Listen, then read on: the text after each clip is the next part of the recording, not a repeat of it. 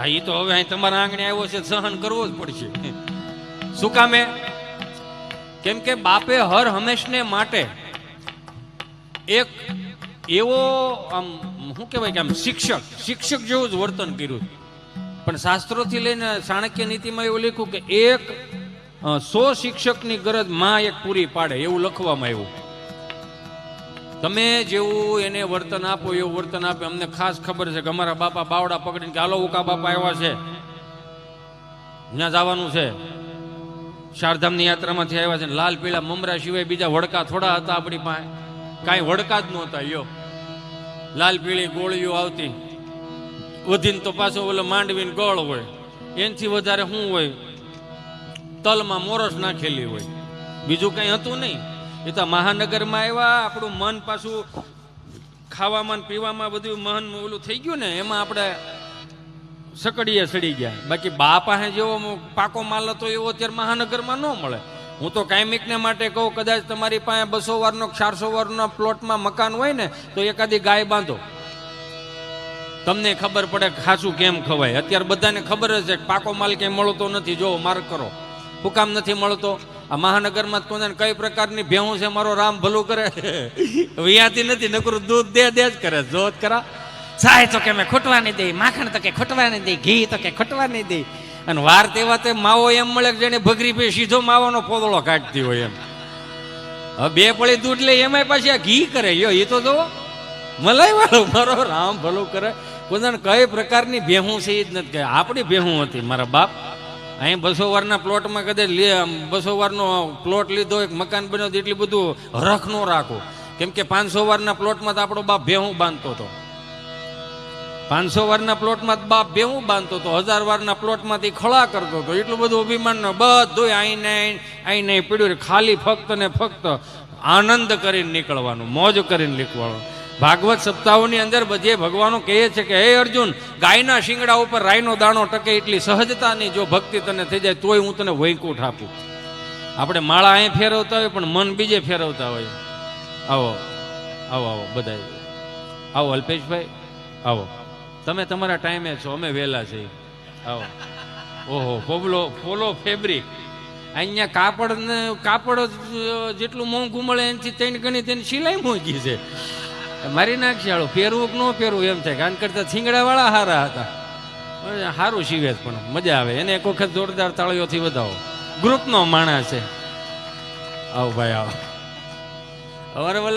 અમારે ગાવડામાં જતા ને, હમણાં એક છોકરાને મેં પૂછ્યું, મેં કીધું અહીંયા આવી તો મેં કીધું અહીંયા આવેલી પણ મેં કીધું અહીંયા આવે તો કહું ને કામ હોય. મેં કીધું હાલે સીધો તું કરે. મેં કીધું આવો મોટા ભાઈ અહીંયા આવો. મેં કીધું તારા 2 ગોઠણ ફાટલા નથી, ફેશન છે. મેં કીધું આવું ન પહેરાય, એમાં તારા બાપનું કઈ જાય.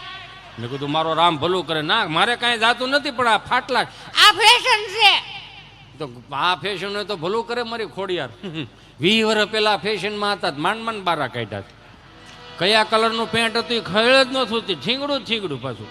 ભાઈ 5મા ધોરણમાં 6ઠા ધોરણમાં જાય ને તો ભાઈ ખાલી જાય હો. બાકી સોપડા ને ડ્રેસ ને બગલ થેલો ને બધું એમનેમ હોય.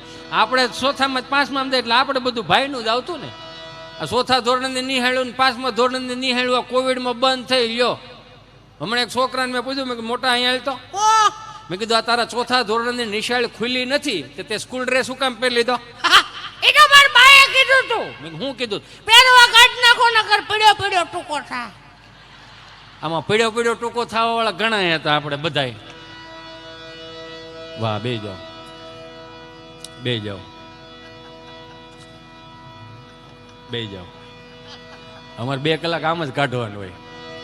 મહાનુભાવો આવે એટલે આવો પધારો, ન છૂટકે કેવું પડે કે આવો. અને કે આના જ કાંઈ સોપડા હોય નહીં. અહીંયા તો ઉગે ત્યાં કોઈ ન પૂગે. આ ગાવાવાળા હોય ને એ કદાચ એક કડી સૂકી ગઈ ને તો બીજી કડી મોલો બેંજાવાળા તડિંગ કરીને ન્યાવી જાય. હવે અમારે ક્યાં જવું આમાં? એટલે આપણે ન છૂટ. આવો પધારો. આવો રિંકેશભાઈ, આવો પધારો. આવો મસાલા કા માસ્ટર. બે જાઓ હવે ઘડીક હાલો સાલો ઓછો રહેવા દો. એટલે મારે 4થા ગેરમાં નાખવાની ખબર પડે આમાં. આમાં જ રહું અમે. મને પાછા રાહુલભાઈ કે મને કે હિતેશ તું ભાઈ ફટાફટ આવો, આપણે 10 વાગે લગભગ પૂરું થઈ જાય. મેં કાં? એ કે આ બધો માહોલ એવો રહ્યો ને એટલે મેં કીધું તમારે અહીંયા કોઈ બંધ કરાવવા આવે એમ. વાહ વાહ ભાઈ વાહ. હમણાં ચૂંટણી ગઈ ને, માતાજી સબકો ચંગા રખાશે હો, બધાને હહોને જોતું તું. હા, અને એમાંય બંગાળમાં. હાય હાય, બોલો રામચંદ્ર ભગવાન કી.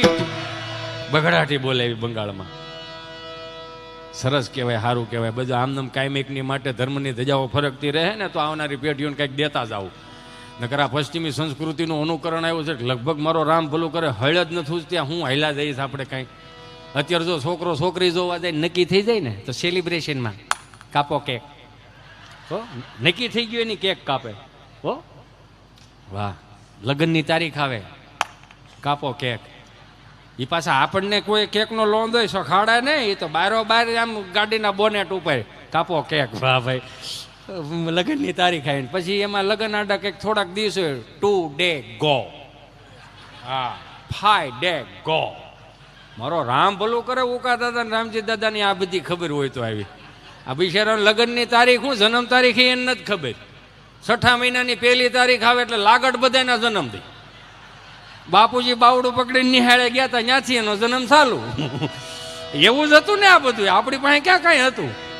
એ તો 20 વર્ષ તમે પાછળ વ્યા જાવ ને એના લગ્નો જોવો તમે, એ લગ્નના આલ્બમ જોવો તમે, તો તમને આમ કાંઈક એમ લાગે કે નાના લગ્ન હતા. મને માફ કરજો, આપણી પાસે રૂપિયા બહુ છે, આપણે આગળ વધી ગયા છીએ, બધી વાત સાચી. પણ તમને નથી લાગતું કે અત્યારે લગ્નની અંદર વધારેમાં વધારે ખર્ચો કરતા હોય, પણ એમાં ક્યાંક ને ક્યાંક પશ્ચિમી સંસ્કૃતિનું અનુકરણ આપણે ઉમેરી દીધું. 20 વર્ષ પાછળ વ્યા જાઓ તમે યાર, તો આપણને ખબર પડે. બ્યુટી પાર્લર એવા બધા લાગઠ આમ એવા બ્યુટી પાર્લર નહોતા.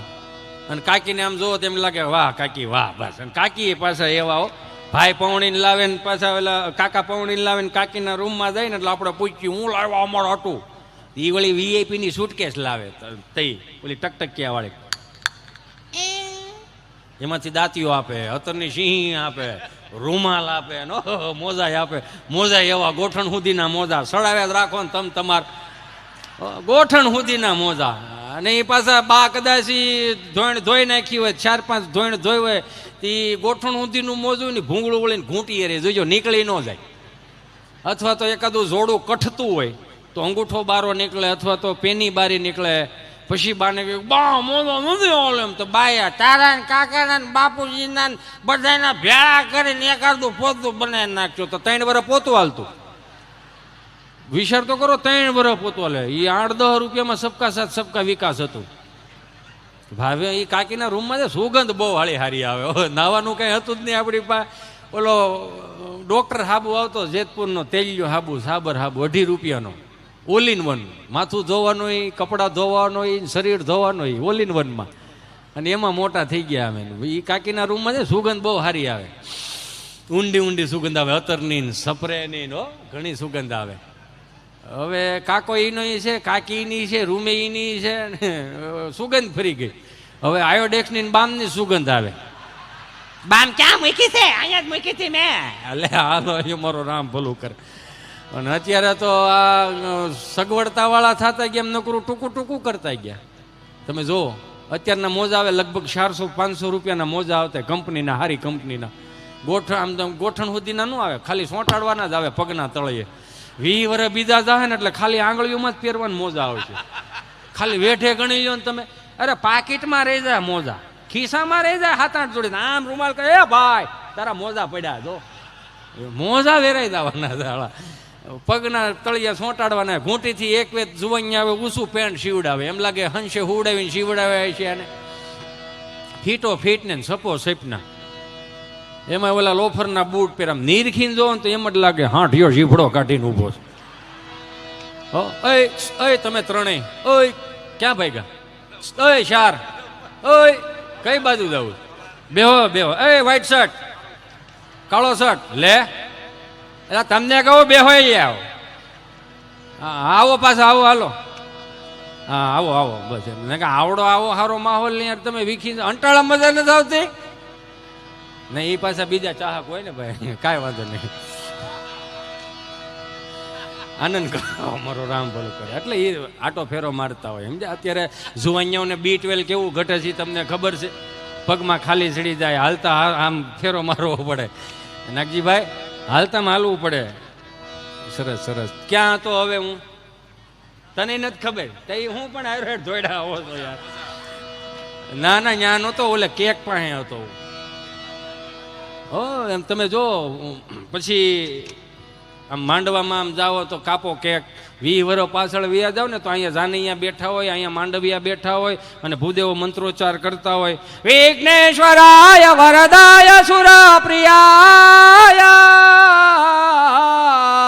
લંબોદરાય સકલાય જગાદ્વિતાય નાગાનનાય શ્રુતિયજ્ઞ વિભૂષિતાય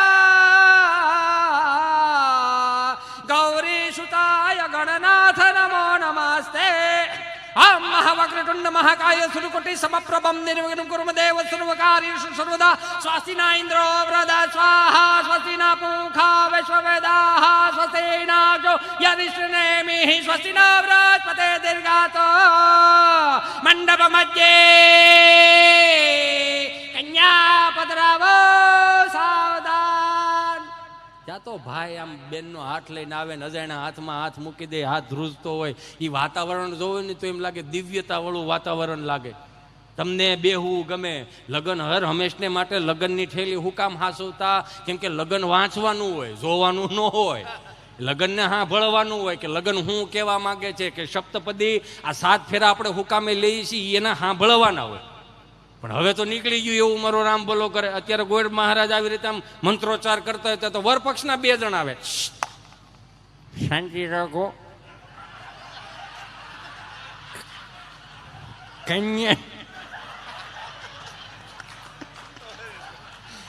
કન્યાની એન્ટ્રી થાય. 5 મિનિટ ખમી જાઓ. 5 મિનિટ કન્યા પાછી મારો રામ ભલું કરે ડીજો પર કંઈક બાના આલ્બમ જોવો, કાકીના આલ્બમ જોવો, માસીના આલ્બમ જોવો, ફઈના આલ્બમ જોવો, મારો રામ ભલું કરે. એના આલ્બમ જોવો તો આપણને ખબર પડે કે આમાં સુંદરતા શું હતી, સાત્વિકતા શું હતી, વિનમ્રતા શું હતી, વિવેક શું હતો. એ આલ્બમમાં જ તમને દેખાય આવે. મને માફ કરજો, આ પશ્ચિમી સંસ્કૃતિનું અનુકરણ આવ્યું. હું ક્યાંય કોઈનો વિરોધી નથી, કેમેરાનો વિરોધી નથી, સાઉન્ડનો વિરોધી નથી. હું તમારો છો, તમે મારા છો, બસ આનાથી બીજું કાંઈ છે નહીં. પણ એટલી તો ખબર પડવી જોઈએ ને આપણને કે ઈશ્વરે રૂપિયા આપ્યા છે એમાં ના નથી. પ્રી વેડિંગ શૂટિંગ કરો એમાંય ના નથી. પણ પ્રી વેડિંગ શૂટિંગને તમે 4 ધામની યાત્રા દર્શાવો ને પ્રી વેડિંગ શૂટિંગમાં, કે આવનારી 4 પેઢીઓને ખબર પડશે કે આ જે લગ્ન થવાનું પ્રી વેડિંગ શૂટિંગ હોય તો 4 ધામની યાત્રાનો આમાં દર્શાવવો પડે.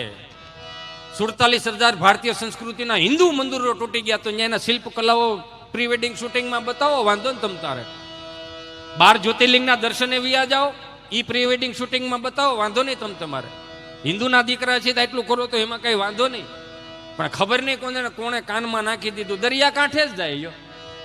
15 વર્ષ જૂનું પીપળાનું થડિયું પીડ્યું હોય, બેનના માસડે સીડા હોય, ગોઠણથી ઉપરના કપડાં પહેર્યા, 20 ફૂટની સુંદડી ઉઠતી હોય. અને ઓઈલો પાછો ગધેડું લઈને તબડક તબડક સ્લો મોશનમાં ધોડ્યો હતો. પાછો એમાં એ પાછી વરરાજાની એન્ટ્રી કરે તો પશ્ચિમી સંસ્કૃતિના ફિલ્મ સ્ટારોના હિન્દી ફિલ્મના ગીતો એમાં પાછા ઉમેરે. અજીબો શાન શહેનશાહ, આખાય ભારતનો રાજા. હરામ બરોબર જો 3 વીઘાને નામે હોય તો આ નથી કરવાનું. હું આદરો છું. આ ભારતીય સંસ્કૃતિના ગીતો ક્યાંય ખૂટી પડ્યા છે?